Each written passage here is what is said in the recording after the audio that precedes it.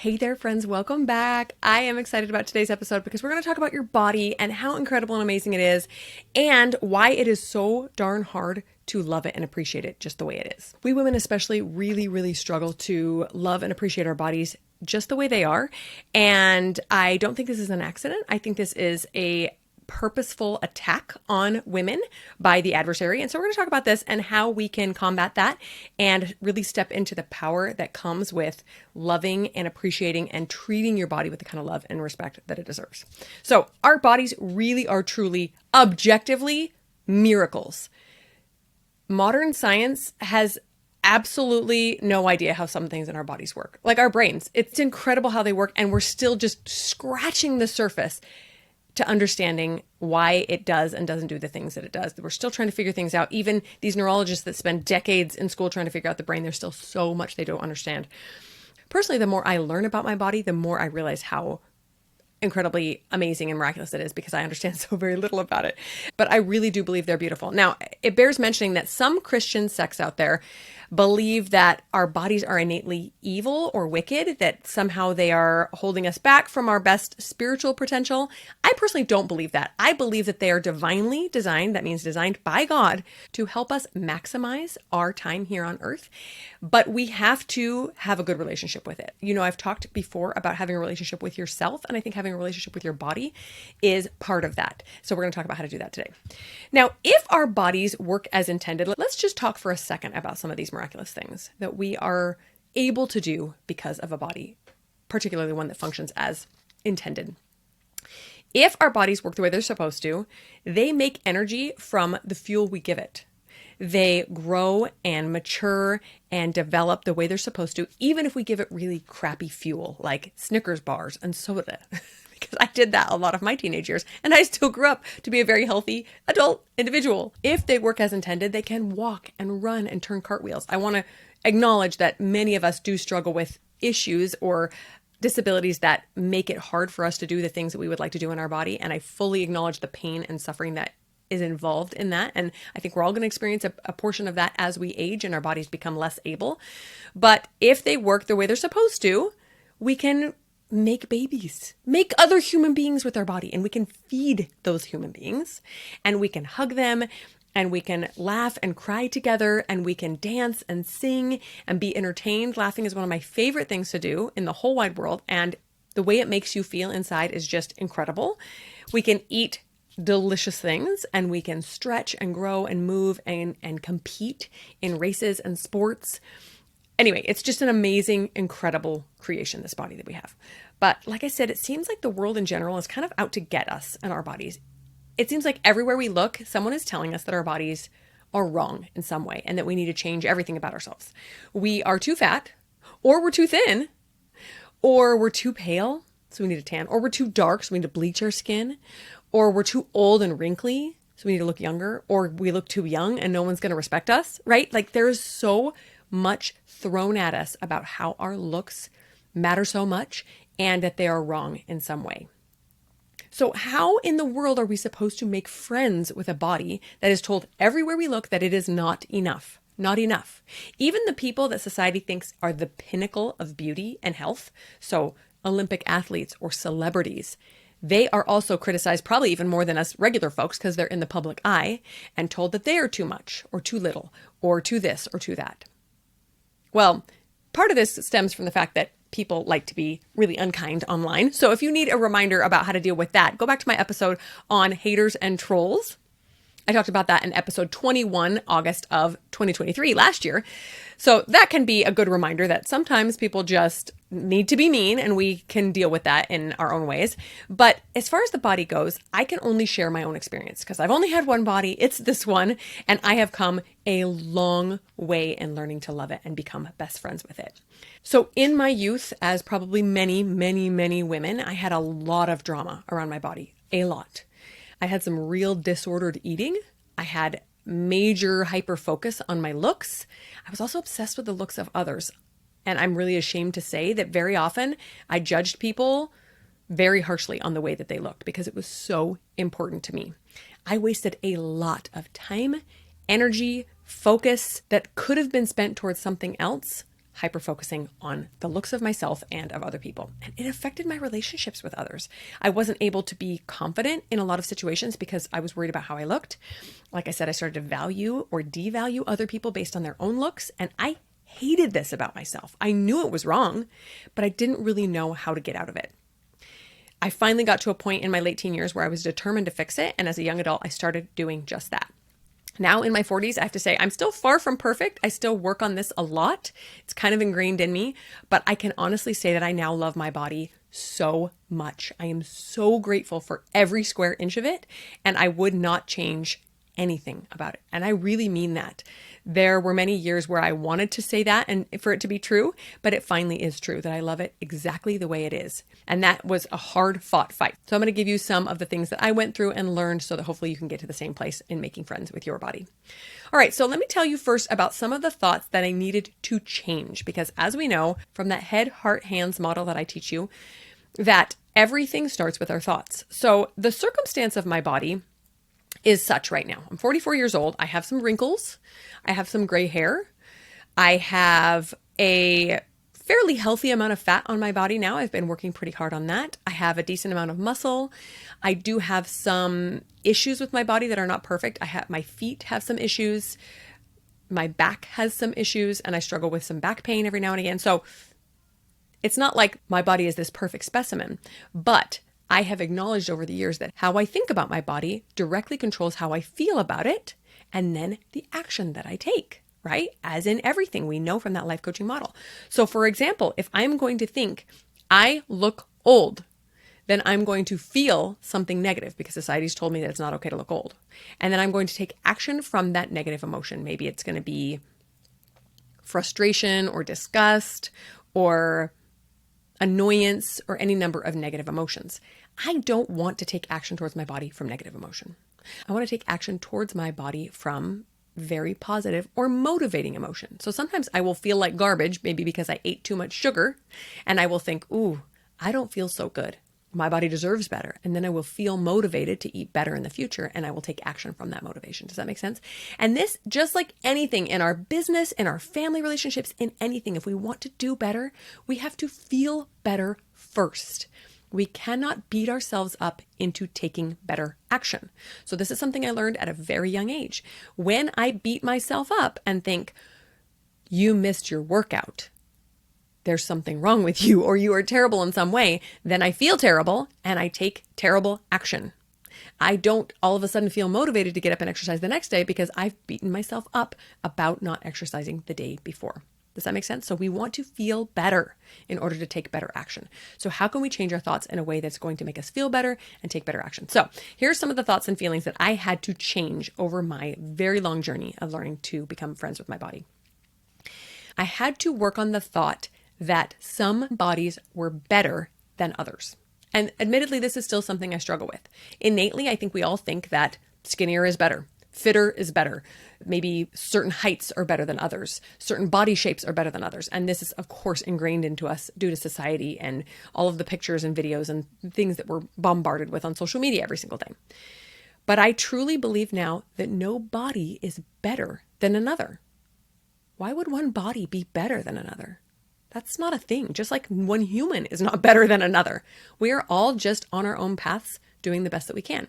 So for example, if someone is obese and experiencing the effects of obesity, which might be limited movement, maybe an increase in certain diseases, or it's a little bit harder for them to serve or show up for their family in that way, that doesn't make their body less good than someone who doesn't struggle with obesity. It's just different. Really, truly. If we can wrap our head around that there really is no body that is better or worse than another, a lot of these other painful, damaging thoughts will just kind of fall away. So if this is a thought that you entertain, which it probably is, most of us do, I would invite you to take a look at it. Why do you think some bodies are better than others? If your body was quote unquote better in some way, more in alignment with what you think a perfect body should look like. By the way, there is no such thing as a perfect body, just like there's no such thing as a perfect human. Then what would that look like? What would that mean for you in your life? How would your life be better or easy if your body was more in alignment with what you think is quote unquote perfect? Now, like I said, I'm still working on this. Sometimes I envy the way other people look. I think, oh, I wish I had legs like that. Oh, I wish I was that tall. Oh, I wish I blah, blah, blah. But instead, I have chosen to really, really focus on how I feel. And the difference between how I look and how I feel is astronomical. Now, I'm not saying they're not correlated. They very much are. When I feel good, I very often look good because I'm doing the things to treat my body in a way that makes it perform better. And that often means that I look stronger or healthier, whatever. But that's probably the biggest pivot that I've seen in my life from being a youth with a lot of body image issues and being an adult who does not struggle with those issues anymore, for the most part. That is the major shift. Is I was focusing on how I looked for the majority of the first 25 years of my life. And now I focus on how I feel. So let me give you an example. I'm training for a race right now. So that means some pretty intense days at the gym. I'm in there 6 days a week, sometimes multiple times a day. And most of the time I feel really good. Today, I woke up feeling a little under the weather. One of my kids has been sick and I think she's trying to pass her sickness on to me. And so my motivation was entirely based on how I feel. Do I go to the gym or not? I chose not to because I knew it was going to probably wear me down a little bit more. In the past, I would have only made those decisions based on how I looked. Did I like the way I looked in a swimsuit recently? Are my pants fitting, right? Is staying home from the gym today going to affect the way I look? And now I only base those decisions on how it's going to make me feel. I think that is a really, really pivotal change in thought process. And if you feel like you need to do the same, I encourage you to try it. Another thought and feeling that I decided to change over the years, little by little, was I started showing regular gratitude for my body. And most of the time, this is just in my head. Sometimes I write it down if I need to. But when my body was in a position that maybe a past me would have thought was not ideal, maybe was carrying some extra weight from a pregnancy, or was very pregnant and couldn't do much, or was very sick and couldn't do much, I would start listing the things that I was still very, very grateful for. So for example, if I had 35 pounds on me after having a baby, I would think, I am so grateful for a body that can have babies. I have so many friends that struggle with infertility. This is a huge blessing and I'm so grateful for it. When I couldn't run more than, a block, I really love to run. And so after every pregnancy, it's always a bit of a challenge to get back into the running game. When I couldn't run very far, I would thank my body for running at all. Running is very strenuous on your body sometimes. And so when I could run a block, I would say, oh my gosh, I'm so grateful that I could get out here and enjoy nature and the outdoors and the fresh air and move my body because it makes me feel so good. So I would run for 2 or 3 songs on my playlist and then I would stop and walk and be so grateful for what I could do.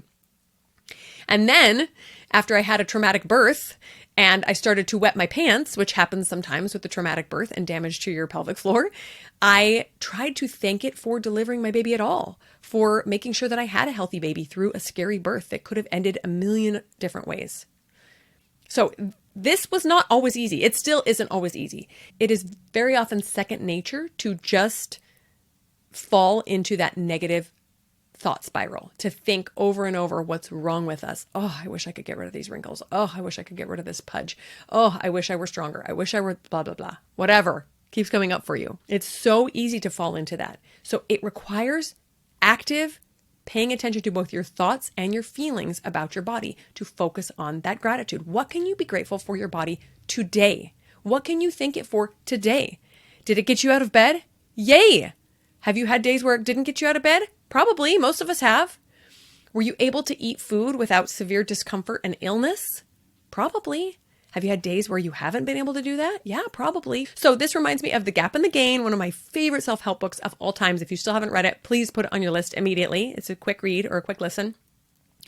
But what we're doing here when we focus on the gratitude is we're focusing on the gain. What do we have that we may not be paying attention to that is so much better than it could be? We're not focusing on the gap where we still want to go. Well, I still want to lose weight. I still want to get stronger. I still want to be healthier. I still want to be more able. Great. It's always good to have goals and dreams, but let's focus on how much we already have. For most of us, we can stand up and walk and hug our loved ones and participate at work or at school. We can do so many things with this incredible body that we've been given. We eat food and process it and it turns into energy so we can move around. So amazing. So that's my challenge for you is what thoughts and feelings can you change to get you more in alignment with where you want to go with becoming best friends with your body? The last thought that I changed or challenged over these past 20 odd years is that I reminded myself that my body can do and be anything I need it to. So that was really powerful. Sometimes we like to feel stuck. We like to think, well, I could never this because my body can't. We just watched the Olympics. Some of the most amazing athletic stories come from someone who overcame some major hardships. The Paralympics are coming up soon, and that's incredible to watch these people overcome major disabilities and be able to perform as elite athletes because they thought they could, because they chose to see what they could do. So what could your body be capable of if you wanted to get it there? Could it be capable of better eating? Could it be capable of better sleep, of more abilities? Could you be capable of running a race or doing a sport you've never tried before? Could you be capable of walking around the block if you haven't gotten out in a while? What could you be capable of? And how would that make you think and feel towards your body as opposed to what it's been like in the past? All right, so those are the thoughts and feelings that I changed. Now let's talk about the actions that I changed, because of course in the head, heart, hands model, the head and the heart are the thoughts and the feelings. Those have to change first, and then the actions follow. Most people only look at the actions. So people might look at me and think, oh, well, it's easier for her to enjoy her body because she likes working out or she likes eating healthy. No, I had to change the thoughts and feelings first before I was able to change the actions. All right. Now, one of the actions had to do with my diet and what I was eating, because the fuel we give our bodies is super duper important. So if we're talking about making best friends with our body, let's think, for example, how we would take care of our own personal best friend. Think of your best friend or one close friend that you have. And if you were responsible for taking care of him or her for a week, what would you feed him or her? What would you prepare for them? What kind of snacks? What kind of treats? What kind of meals? Especially if that person were suffering in some way, needed extra loving care. You would probably make the best meal you know how. You would probably get the finest ingredients. You would probably make sure that that person is eating the way that is healthiest for their body because you want them to feel their best and maybe recover from some illness or surgery or something. So what I did over these past 20 years as I've learned to become best friends with my body is I stopped eating so much for pleasure and what I thought I quote unquote deserved, and instead what made my body feel good. You guys, this was a game changer. And I'm not saying that I never eat for pleasure. I absolutely do. Do you guys like mint Milanos? They are some of my favorite cookies. I've bought multiple packages in the past week and have eaten them all. Nope, didn't even share them with my children, and I'm okay with that. So I firmly believe that the pleasure that comes from eating is a wonderful one, but I think it should represent a very small portion of our overall eating. If we are predominantly eating for pleasure 98% of the time, our bodies are not going to be in a good state. Why? Because our food supply is garbage. Have you been to a grocery store lately? 90% of the stuff in there is packaged and processed within an inch of its life. And if you just go around picking what sounds good, your body is going to suffer big time. Okay. So this is something I had to gradually learn little by little. I had to really listen to my body. When I eat something predominantly for pleasure, let's say a piece of cake, how do I feel? How does that show up in my body? How does it show up in my life long term if I continue to eat like that? Versus eating for fuel and feeling really good and then pleasure just a small portion of the time. And I will tell you something else.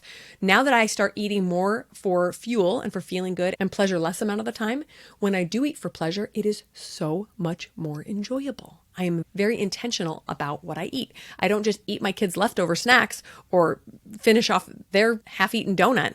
I decide ahead of time, I'm going to have a small bowl of this amazing ice cream that I just spent a lot of money on because it's one of my favorites and it's been hiding in the back of the freezer for a few days, right? I'm very intentional and thoughtful about it, and I really enjoy the experience instead of just kind of shoving my mouth full of whatever sounds good in the moment. So stop eating so much for pleasure, more for fuel, but still making time for that pleasure maybe 10, 15% of the time instead of 80% of the time. Another thing I started to do action-wise was I started challenging my body with races and exercise. So one of the most incredible things about your body is that it has almost infinite potential. When we look at the athletes in the Olympics, like, can you imagine what it would be like to train and perform at that elite level? They have worked for years to get there, which means the potential your body has for what it can do is almost unlimited. Definitely untapped if you're not an elite athlete already. There's so much that we could do. I'm not saying you have to go try to get in the Olympics. If you're in your 40s, that ship has sailed. I've acknowledged that. Side note, that is a pretty funny thing about the Olympics when they're like, oh, that person is, one of the oldest people in their sports, and they're like 29 years old. It makes you feel a little bit old. I'm not saying we have to become elite athletes, but ask yourself how you could push your body to see what it is capable of. This for me was huge. It is really hard to hate or be disgusted at a body that is fast and strong, because it makes you feel so capable. So one of the things that I always missed after having a baby was feeling strong. Some of my babies, I was able to lift weights and run and exercise really intensely throughout the pregnancy, and some I was not. And the ones when I was not, I would have my baby and I would just be sitting around the couch thinking, I feel like a slug. Like I can't lift things. I can't move very well. My back would hurt. I really, really suffered when I didn't have more muscle tone and I had extra fat. So when I started challenging my body, it became this really fun experiment to see how far I could push it. So when I started lifting weights after my last baby, I remember thinking, okay, just getting through the workout and not being super sore the next day is my goal. And then when I got to that, I thought, well, maybe I could go a little bit stronger. Maybe I could try a longer workout. Maybe I could try lifting and then running. Maybe. And I just progressed from there. Little by little by little, I got better and faster and stronger. And it is an incredible experiment to see what your body is capable. I love it so much. And maybe going to the gym is not your thing, but maybe you really miss playing basketball, that you did that in high school and you would do anything to feel fit enough to throw a ball around with your teenagers again. Do it. Start small. Start walking around the neighborhood and then start shooting a few hoops in your driveway. And then maybe a couple of one-on-one games with a kid that's going to take it easy on you, right? Little by little, see if you could push your body and challenge it to do something greater. This is closely related to my next change in my actions that I did, and that was paying attention to the rest and recovery that my body needed. I kind of have type A perfectionist tendencies. It's not always a good thing. And very often I would push myself through what needed to be a rest or a recovery day. For example, today needed to be a rest and recovery day. My past self would probably not have always allowed that. So I'm so grateful for understanding that this is a time and space when I need to make room for rest and recovery.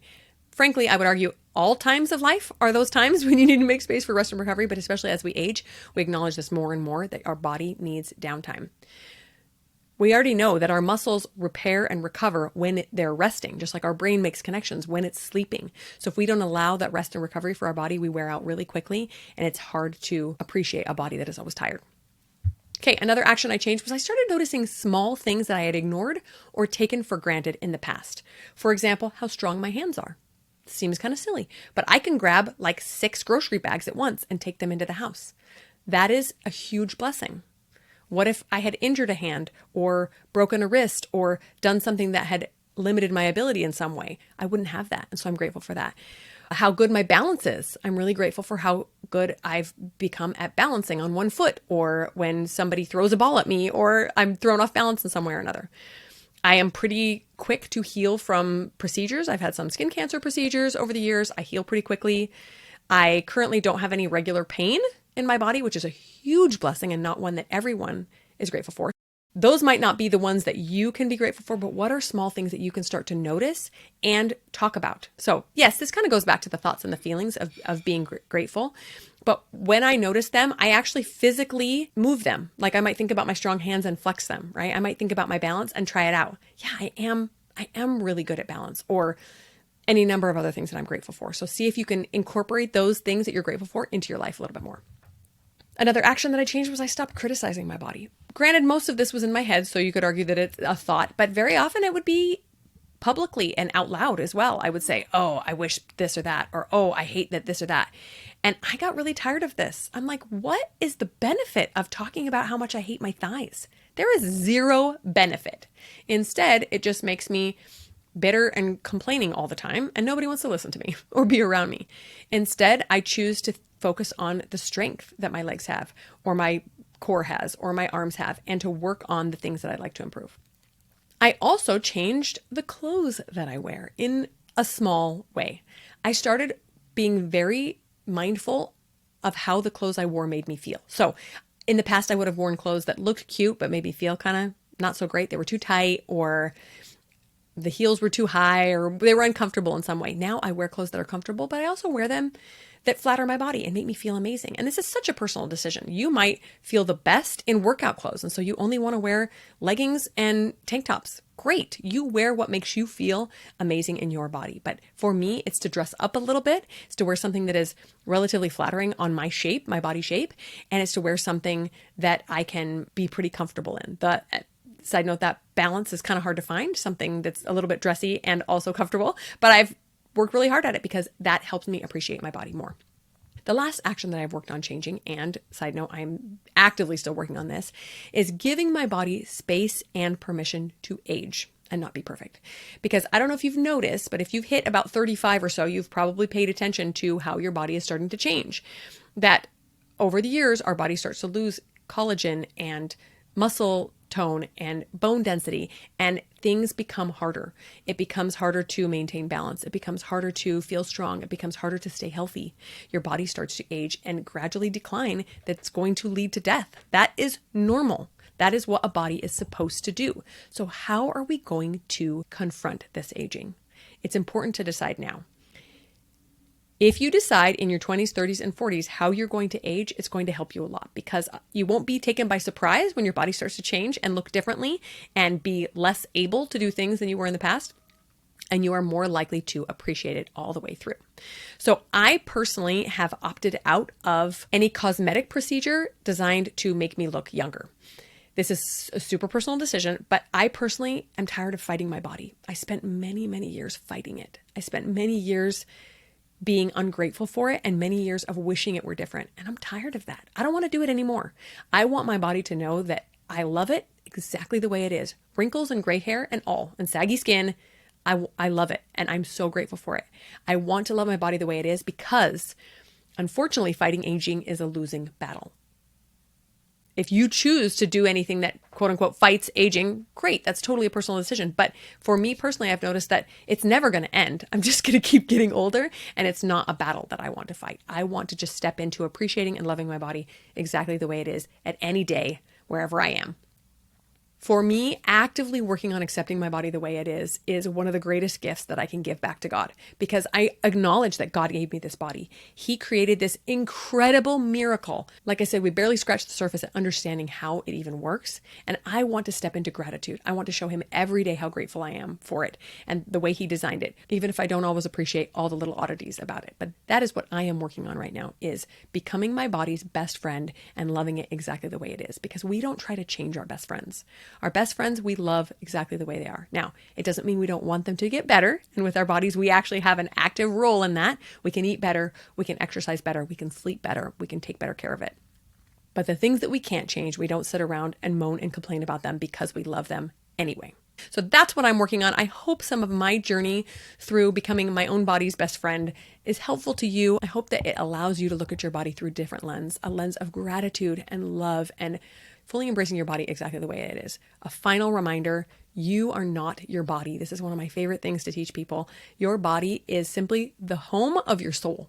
And so when your body is not able or doesn't look or feel the way you would like it to, it doesn't mean you are any less of a person. You're just functioning in a body that's not maybe at its 100% capacity. And that's okay. That's part of living this mortal life.